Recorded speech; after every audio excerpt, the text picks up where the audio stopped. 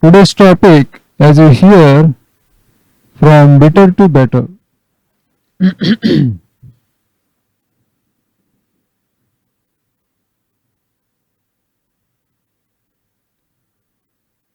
Yeah, this is material life.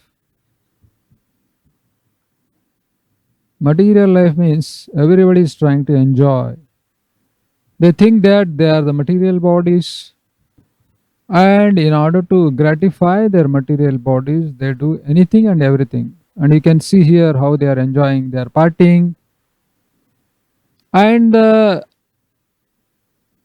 beauty or the ugliness of this material life is initially it looks very better, very sweet, and they're enjoying giggling, they're spending a lot of money, time and energy just to enjoy, because it appears very better, very sweet in the beginning, but very soon it will end up in bitterness. You see that fellow lying down,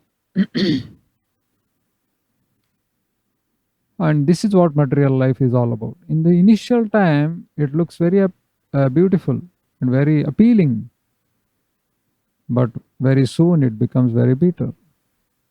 But people don't realize this. They think that it will remain better and sweeter even at the end. Although they see every one of them, and whomever they see, they are all feeling that bitterness at the end, although they may feel that bitterness in the beginning. And this is what material life is all about. And here in IYS, all of you are trying to experience happiness, blissfulness. That means we want to lead better lives, isn't it? So that means we have to take to the spiritual life, wherein we see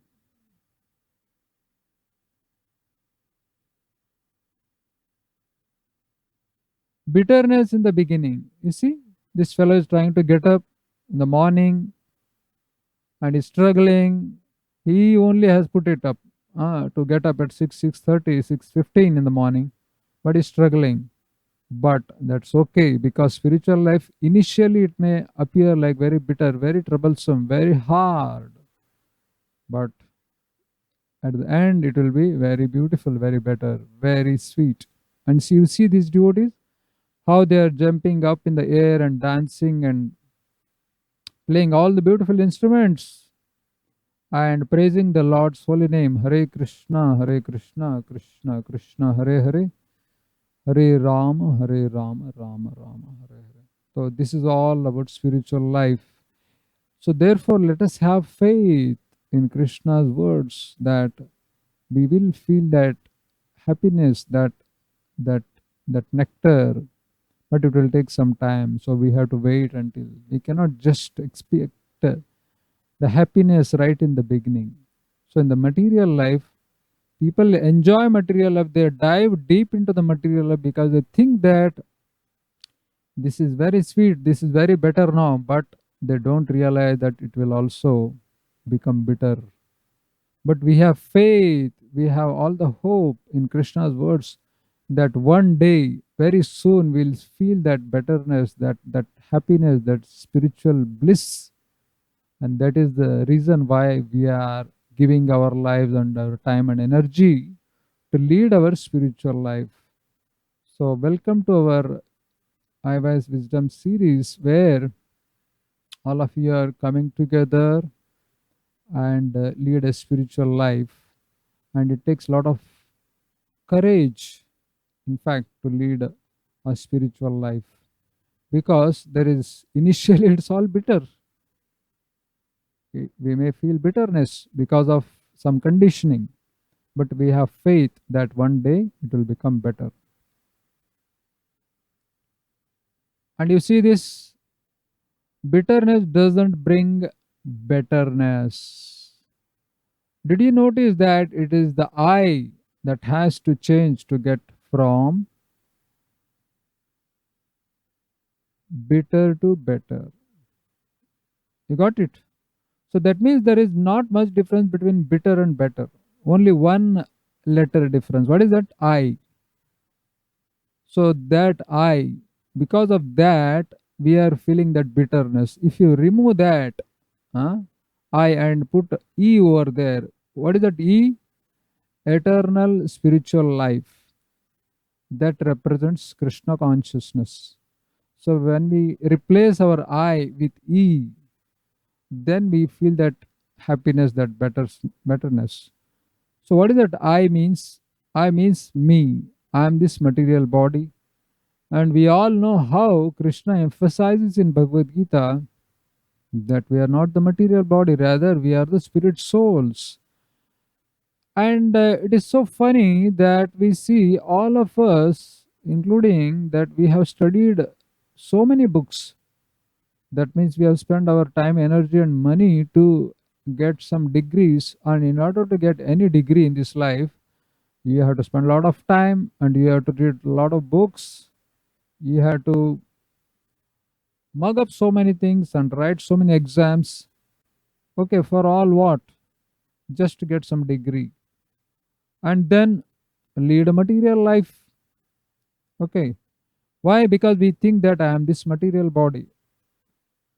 Actually, we are not the body. We are living within the body. We are the spirit souls. So, therefore, spiritual life, Krishna emphasizes in Bhagavad Gita saying that we are not the material body, we are the spiritual bodies. Okay. So, that means we have to do something about our spiritual lives. That means we have to uh, replace that I with E. That means eternal spiritual life, isn't it? And that is very simple. Reading the text of Bhagavad Gita, coming together with all the devotees, and experiencing the joy of Krishna consciousness. Then we can certainly replace our bitterness into betterness. And you see this? What do you see this? This is called as safari. Safari is basically where people they want to experience the actual, the experience of jungle. So therefore, they are caged in, and actually, all the viewers, visitors, they are caged in. You see in that slide here, and they are actually going deep into the jungles, and you see all the animals are trying to attack them, but they cannot attack them because they are safe. They are protected with the all that safety precautions. So initially, our spiritual life is also like this. Initially, we have to protect ourselves, otherwise, we'll be devoured by the material energy. And what is material energy? It bewilders all the living entities to think that we are the material body and enjoy it. Material energy, it gives lot of impetus to the living entities to enjoy. So therefore, we need association of devotees, and to protect our spiritual lives, we need this association of devotees very much. And in the association, when we practice, because that is just like a protective cage, and even if there is an attack from the animal, still you are protected. Huh? So therefore, we need to have the association of devotees, which is like a very protective cage environment. And in this kind of environment, we can very peacefully see they are all very peacefully standing over there. Just imagine if that cage is not there, then they would become um, the lunches for these animals, isn't it? So therefore, we need to have that protective cage. And when you have that protective cage, we can peacefully walk into the deepest jungles of Amazon or Africa, and you don't feel anything. I mean, no threat at all because you are fully protected. So therefore, we emphasize that we need to have this association of devotees for our own protection, isn't it? So therefore, so let us take the association of devotees very, very seriously. So this is our initial stage of bhakti where we need to protect ourselves in the association. Therefore, we need to come to the temple, associate with devotees, hear the classes, read the text of Bhagavad Gita, and all of these wonderful iWise Wisdom series. We need to attend them and learn the nuances of the spiritual life. So therefore, we need to take care of a lot of protection in the initial stage. Just like whenever you, let us say, put a seed in the soil, isn't it? So you need to put water, and you need to put one more thing. What is that? Protection. That's the cage, so that other animals and other people will not come and attack that creeper. So similarly, we are trying to develop our spiritual life, which is just like a sapling, a small creeper. So we need to have a very good protective cage, isn't it? Otherwise, the goats and buffaloes and cows will come and finish it off on the day one, isn't it? So therefore, this is very, very essential to have the protection of our devotional services in the form of association of devotees, isn't it? So then there is a next stage wherein that is called as blissful stage of bhakti, wherein you see how people are very fearlessly walking into the zoo and they have no problem at all. Because why? What is happening now? Now the animals are within the cage, so that we can freely walk around, and that we can expect only in the uh, later stages of bhakti, not initial stages. So initially we have to protect our devotional creeper with association of devotees, and then when we practice bhakti continuously, then the stage will come in our life where we can experience that happiness. That means there is no unnecessary, we need not fear the material energy, because we have developed that very good system in ourselves where we can resist the material energy in the form of enjoyment, isn't it? So therefore, that is only possible in the later stages of bhakti, and certainly that bliss is available for us, that is waiting for us, and we need to expect that, we can expect that bliss, but we need to work little harder in the initial stages. Here we see this great gentleman is taking the photograph, and he is walking around because he is free, in the sense he has encaged all these animals within the prison or a zoo. So that means what? When we go on performing our devotional service, what happens is that we uh, experience that blissfulness anyway, but at the same time can we can actually say no to maya. That means we can say no to material enjoyment. Why?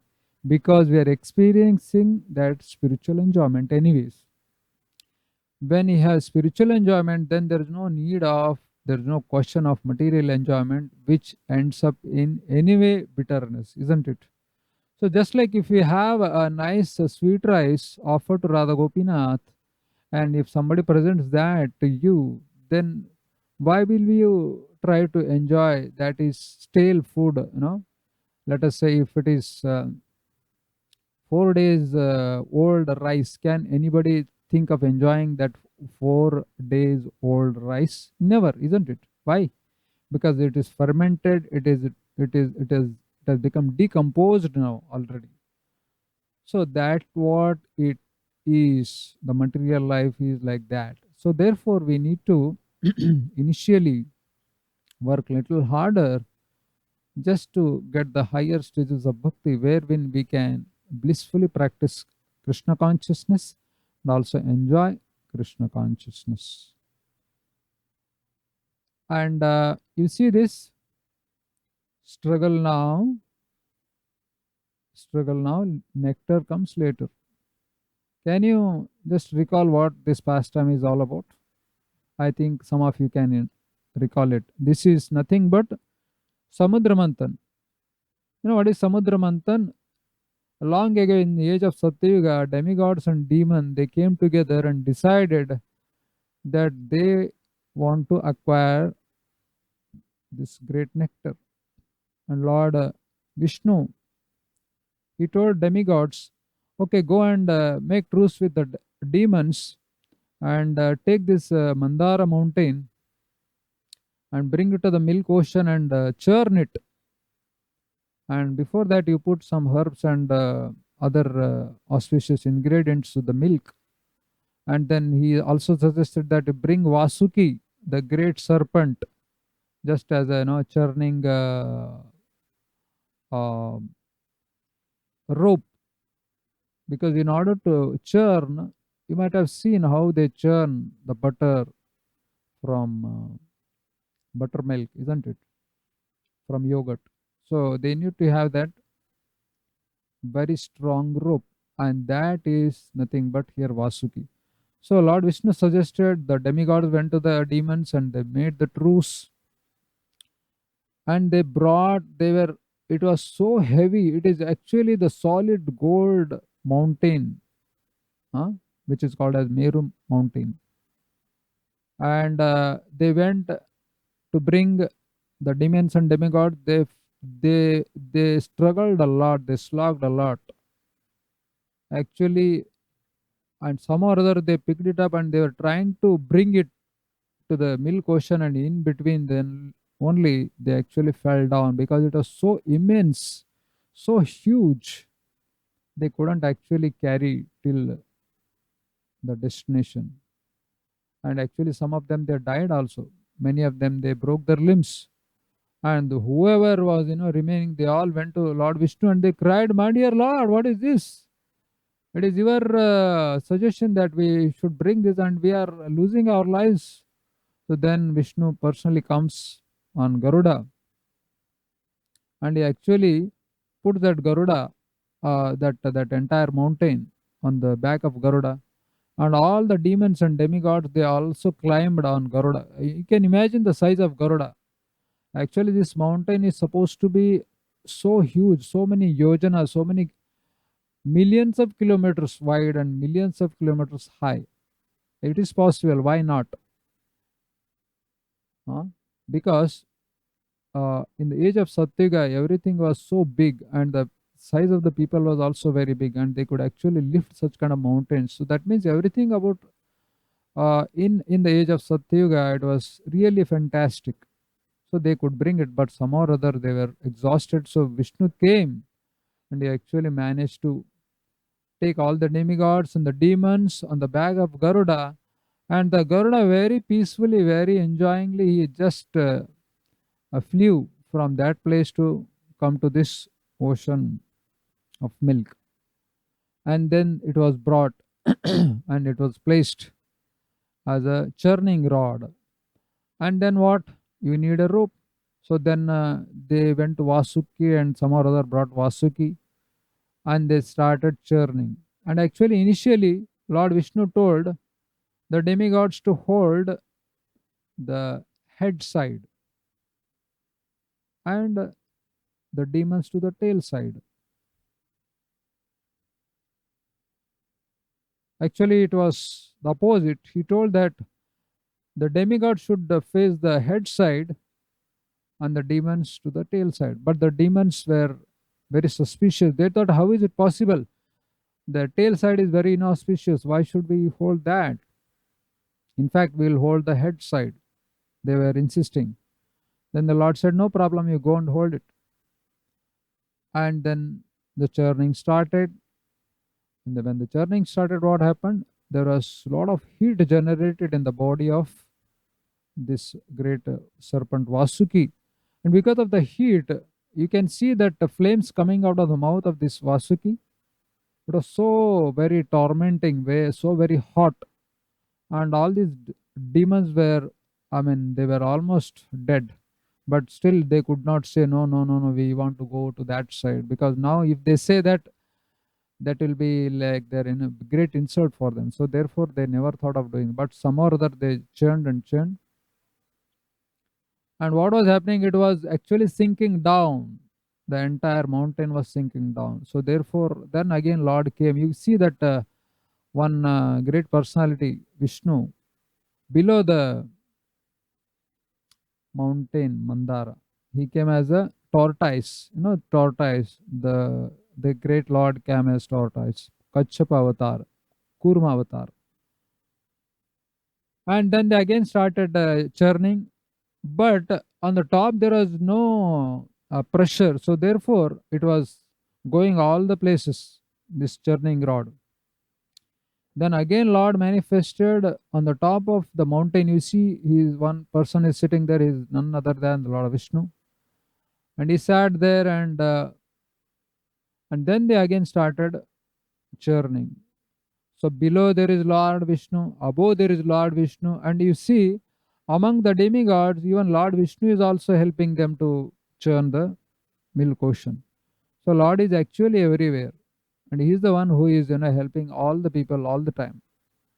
And now they are churning and churning. Churning is still going on, and so many things came about, uh, like a great Airavata came, and Uchchaishrava, great horse came, and so many Apsaras came, and Varuni, the kind of nectar it came, and also Surabhi cow it came. Such like that, there are so many such very valuable article. They are one after another. They were coming out of this. And actually, Lord had told the demigods, don't think about any of these items, because you are churning this ocean not for these ordinary things, but for the nectar. Nectar will come at the end. So struggle now. The nectar will come later. So they were struggling and struggling, and then after so much of struggle, actually they struggled for thousands of years. You know that, just to get this nectar. So similarly, we should be having a lot of courage in order to experience the joy of Krishna consciousness. See, they struggled for thousands and thousands of years. We need to struggle only one lifetime, not more than that. Prabhupada has given us sufficient encouragement, saying that just practice Krishna consciousness in this lifetime. Chant 16 rounds, follow four regulator principles, and do not leave ISKCON. Just be in ISKCON and serve devotees, Guru and Krishna. And in this very lifetime, you will experience that nectar. So we have great hope. We need not worry at all. So they struggle thousands of years. We need to struggle only few years. And all of us, you boys, you may be in your 20s and 30s. That means what? How much life is remaining? Let us say, even if you live for 100 years, 30% of your 35% of your life is now over. Only 75% life is remaining. And that we can very peacefully, very enjoyingly, we can lead our spiritual life in the association of devotees. And time will fly very soon. We'll be at our end of our life. That means the time flies, the years will fly by. So therefore, very soon we can experience that nectar. Only few more years, few more decades at the most, we can experience that nectar, provided we struggle now. So therefore, Papa used to say, work now, samadhi later. Why? Because people want to experience samadhi, the nectar, but for that you have to work hard. You have to serve Krishna and devotees, chant Hare Krishna, and then that is possible. So therefore, we need to struggle initially, and the nectar will come later. And here, what happens? Before the nectar came, all the items were produced, as I said, and then came the great hala hala poison, bitterness, isn't it? So, as I said, that material life starts from better and it becomes bitter, but spiritual life starts with bitterness, a lot of hard struggle, and again they are poisoning. Again they are facing the poison in the form of great bitterness. And then all the demigods and demons went to Lord Vishnu and they said, what to do, my dear Lord? We are searching for nectar. Here comes the poison. What should we do? Then the Lord said, and actually, he only took all of them to Lord Shiva. And actually, Shiva was requested to take care of the poison. Then Lord Shiva came forth and then he actually concentrated entire ocean of poison and he drank it. Okay. So similarly, we need to also face poison before we experience nectar, isn't it? So there will be bitterness initial stages. Also in the intermediate stages, also we may see sometimes bitterness in the form of poison or some other hardships in our life. And just like this fellow is, working hard to get up, and he will get up very soon. Although he may be struggling now to get up, but he will get up, and then he will go to the devotees in the morning. He will chant Hare Krishna, just like you people are chanting in the morning time, coming to the temple whenever possible. Thank you for your coming to our temple every now and then. Please keep coming and associate with our all of our devotees. So therefore, we see this bitterness, which is like poison. So we need to continue on, and then comes the enjoying nectar, isn't it? So it will take some time, and here we see the Lord personally takes the form of Mohini Murti, and then he distributes the nectar to whom? To the demigods, not to the demons, because that was the plan of the Lord. Since beginning, he was assuring the demigods that you don't worry, you will get the nectar. Because the demigods were thinking that we will hardly get this nectar because these demons are very, very powerful and they will overcome us and they will steal the nectar from us. So, what is the hope? Then the Lord gave assurance, don't worry, because you people are following the path of religion, path of Krishna consciousness. So, therefore, you will be given the nectar. The success is guaranteed, it is assured. So, therefore, from beginning till end, we need to depend on the Lord's assurance, His words of encouragement, without which we can hardly practice spiritual life. Therefore, it is the greatness of Srila Prabhupada who has given us Bhagavad Gita, Bhagavatam, nectar of devotion, nectar of instruction, Chaitanya Charitamrita, Ramayana, Mahabharata, so many literatures, so that when we hear these literatures, read them, what we see, what we get to hear, we get to hear the assurance of the Lord. Don't worry, work hard now and enjoy the nectar very soon. So, therefore, just like these devotees, initially the same devotees were struggling to get up in the morning. Once they get up, then that's it. Then they will take bath. Then they will wear all beautiful Vaishnava clothing, and just look at them how beautifully and enthusiastically they are playing the instruments and chanting Hare Krishna, Hare Krishna, Krishna Krishna, Hare Hare, Hare Ram, Hare Ram, Ram Ram, Hare Hare. Isn't it? So therefore, this is how the spiritual life is all about. The nectar will come certainly, but it will take some time. We need to have patience. And just to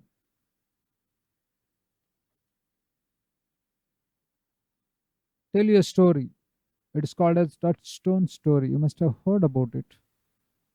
So, just 500 years ago, this great saint who is known as Sanatan Goswami, who was direct disciple of Sri Chaitanya Mahaprabhu, he lived in Vrindavan and he actually constructed this temple just opposite to him in this big, beautiful temple of Radha Madan Mohan. You see that structure, beautiful hand carved sandstone, red sandstone structure, which is adorning the streets of Brindavan, one of the monumental structures in Brindavan. You must have seen that. And he is the one who constructed it. Although he constructed such a beautiful temple, and he and his brother Rupa Goswami and others also, they all constructed 7 big temples in Brindavan. But they never cared for their own safety and comfort. They were living in jungles. Just like you see, although the temple is there and he is living in that hut. You can see that hut just beneath that big um, tree. He's sitting and chanting Hare Krishna. Once, when he was chanting Hare Krishna, one person came to him, and actually he was a devotee of Lord Shiva. This devotee of Lord Shiva, Shiva Bhakta, came and he said that, my dear sir, are you Sanatan Goswami? And he said, yes, I am Sanatan Goswami. How can I serve you? No, no, I was meditating on Lord Shiva in Mathura, and actually he came in front of me and he said that, okay, I can fulfill all your desires. Okay, then what should I do? He said that I should come and see you in Vrindavan, Sanatan Goswami. So therefore I have come to you. Please help me out. I'm struggling a lot in my life. I am utterly poverty stricken. So please help me out, something or other, somehow or other. Okay, no problem. Sanatan Goswami said, you go to the temple, and outside the courtyard of the temple, you will see some dustbin. Okay, go and search in that dustbin. You will find a touchstone. Touchstone is Parasmani, Sparshamani. And what is the greatness of the touchstone is that you touch that stone with to anything. Let us say you have your utensils at home, your computers, your laptops, or whatever you may have. If you touch this touchstone to those articles, very soon, within no time, all of these things will become what? Pure solid gold. So जैसे बोलते हैं ना, आ, रातों रात उनको करोड़पति बन गए.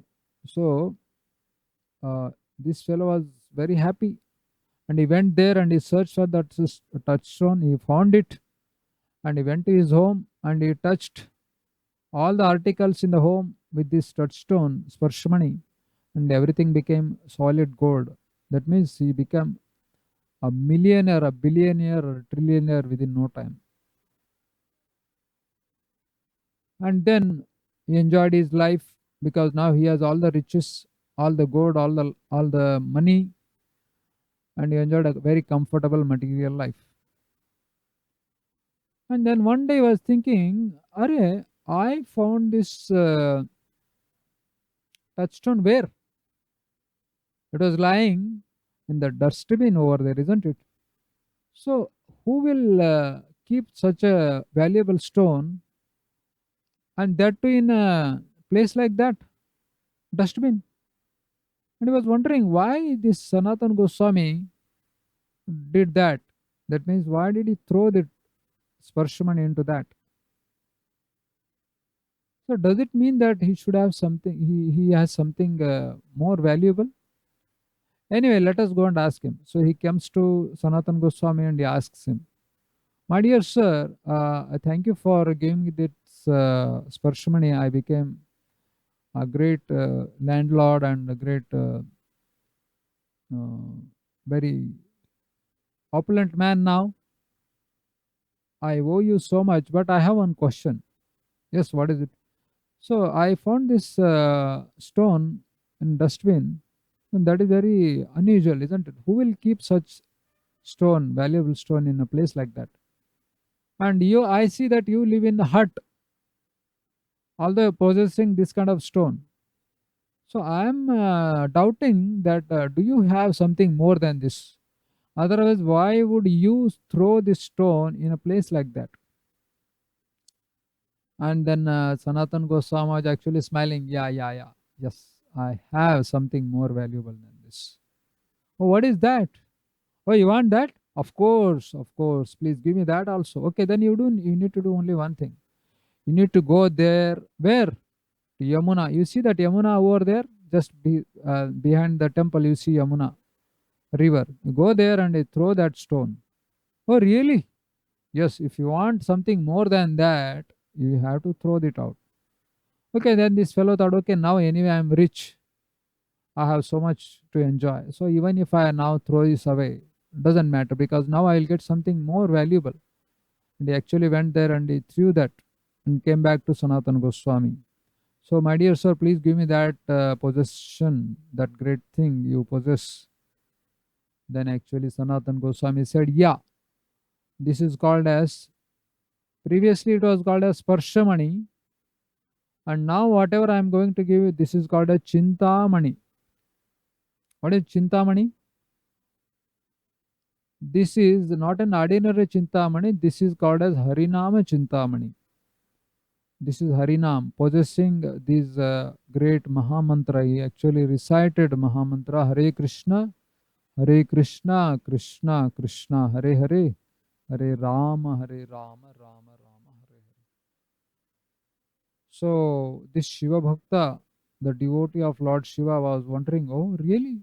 Just this chanting of mantra, this mantra, Hare Krishna mantra, is it more valuable than that? Actually, Sanatan Goswami explained to me, yes. So whatever you now are possessing, it is simply a spark of the splendor of Lord Krishna's energies. And when you have Krishna with you, then you have everything, not only these simple, ordinary material things. More than that, you can possess. Not only that, more than that, you will experience the spiritual happiness. Whatever now you are getting is all material. Okay, one thing you should know, that before you leave this body, at the time of leaving your body, nothing is going to accompany you. All your riches, all the gold, everything else will have to be left over here only. So nothing will come with you. So that means at the end of the day, at the end of your life, you will be just like a beggar without having nothing. You have to leave. But if you have that this Parshamani, especially this Harinama Chintamani, this Hare Krishna mantra, then you can go to the spiritual world by chanting this mantra. And once you go to the spiritual world, then you are in the association of Lord Krishna and all the devotees, where everything is Chintamani. Everything is, spiritual.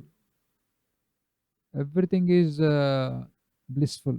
So therefore, it is worth throwing that stone away to get this touchstone. One better than any touchstone, that is called as Harinam Chintamani. So therefore, similarly, we may not have those, sparshamani, and we would have become rich if we possess that. Better we don't have it. Otherwise, what will happen, we will not necessarily become Krishna conscious, because once you have money and opulence, generally, not everybody, generally it is seen that they forget spiritual life.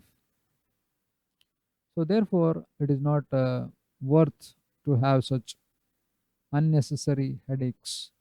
Rather, we have better than that. See, first of all, that fellow had that touchstone, and then he threw it away. Then he got what? Harinam Chintamani, isn't it?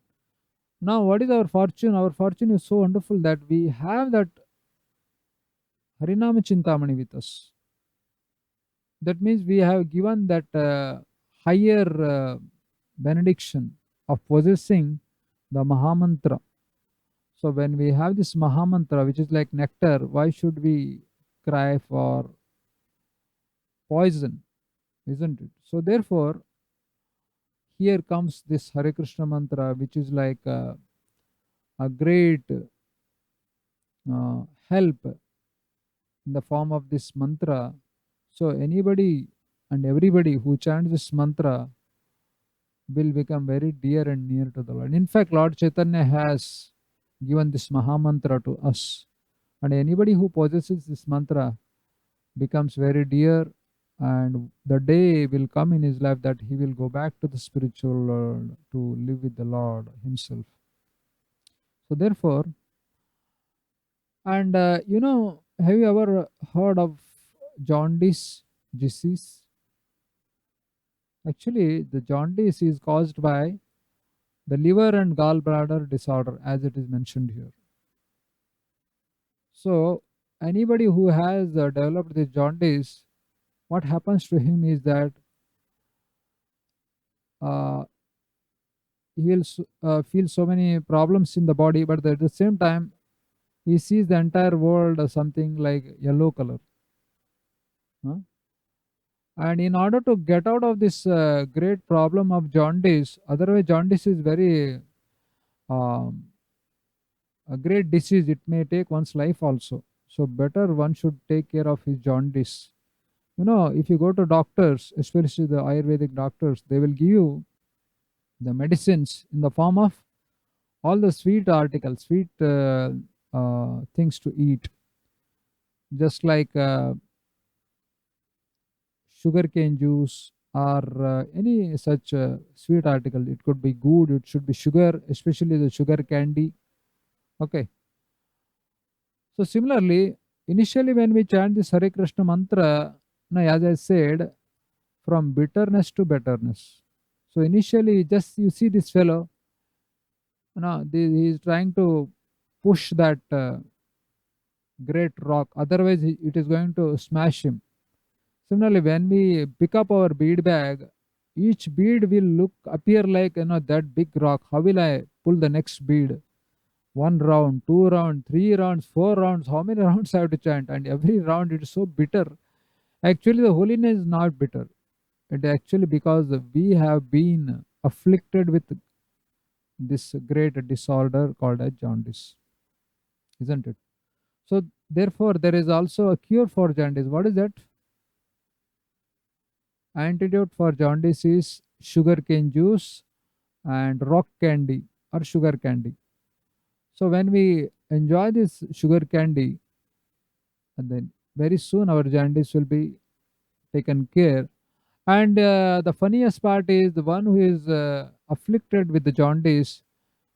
The medicine is sugar things, sugar sweet articles. But whenever he is given such sweet things to eat, he feels it very bitter. Why? Now, any other person can easily enjoy all these, sugar candy and sugarcane juice. They enjoy it because they feel sweet. But the why this fellow is feeling like that? Because he's actually having the jaundice itself. Jaundice is the problem. Whatever it is, the jaundice will be cured with the all these sugar candy and sugarcane juices. Similarly, we may be feeling whatever, however, we may be feeling whenever we chant Hare Krishna, but what is the antidote? What is the medicine? The Hare Krishna only. The Hare Krishna mantra only is the antidote. It is only the medicine. So initially, as I said, we feel bitter, but the time will come we can enjoy chanting Hare Krishna. We can enjoy the spiritual bliss very soon. So therefore, let us have hope that day will come in our life that we can enjoy our Krishna consciousness in a very blissful way. So therefore, it is said that Lage raho Munna Bhai. Munna Bhai, he was trying to get his MBBS, but then he had to struggle a lot. You might have heard about it. So therefore, there is a even उसको बोला गया है लगे रहो मतलब छोड़ो मत लगे रहो मतलब काम करते रहो एक दिन आपको डिग्री मिल जाएगा डिग्री के लिए हम इतना मेहनत करते हैं तो स्पिरिचुअल लाइफ के लिए भी हम जरूर कर सकते हैं और करना चाहिए और हम होंगे कामयाब एक दिन मन में है विश्वास पूरा है विश्वास हम होंगे कामयाब एक दिन वो एक दिन जरूर आएगा बहुत जल्द आएगा बहुत जल्द हम वो एक दिन पाएंगे एक दिन देखेंगे जब हम वो स्पिरिचुअल लाइफ का हैप्पीनेस को हम एंजॉय कर पाएंगे so wish you all a blissful life in Krishna consciousness. Thank you very much for joining this evening with us. So now, just a 2 minutes video, and actually it's the kirtan led by His Holiness Radhanath Swami Maharaj in our temple, Radha Gopinath temple. So it is worth seeing it. So we'll enjoy that kirtan for 2 minutes, and after that there will be questions and answers.